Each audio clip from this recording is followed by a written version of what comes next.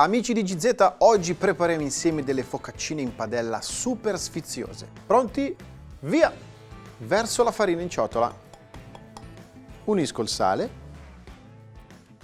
il lievito istantaneo e verso l'acqua. Comincio ad amalgamare gli ingredienti.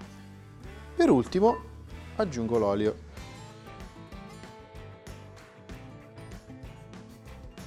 E continuo a impastare con le mani. Ora che la ciotola è pulita, trasferisco sul piano da lavoro. La comodità di questo impasto, essendo anche poco idratato, è che non ha bisogno di una lunga lavorazione. Senza farina basterà ottenere un filoncione omogeneo dal quale staglieremo poi le nostre focaccine.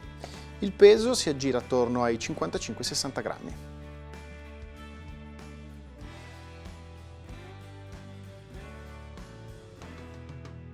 Porto i lembi esterni verso il centro e poi do una breve pirlatura in questo modo.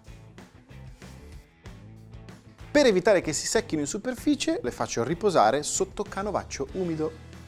Posso occuparmi del ripieno. Ho già il prosciutto cotto tagliato bello fine, ora ricavo dei cubetti dal provolone dolce. Noi abbiamo deciso di farcire le nostre focaccine con il provolone dolce, ma in alternativa si può utilizzare scamorza affumicata o per un tocco più deciso zola piccante. Cubettini grandi così. Posso stendere le focaccine.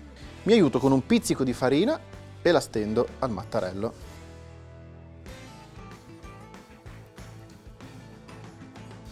Farciamo le nostre focaccine con una parte di formaggio, una fetta di prosciutto e un altro strato di formaggio.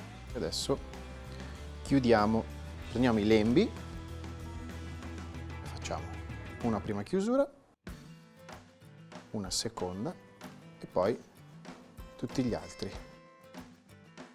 Ribalto la focaccina, le do una forma tonda e la prima è pronta. Padella antiaderente caldissima, non aggiungo grassi, posso adagiare le mie focaccine. Schiaccio leggermente con una spatola, giusto per farle prendere la forma circolare, e copro. Lascio cuocere le focaccine per 5 minuti da un lato e 5 dall'altro. L'importante è che sotto si sia formata una bella crosticina. Posso girarle e anche da questo lato le do una leggera schiacciata e copro.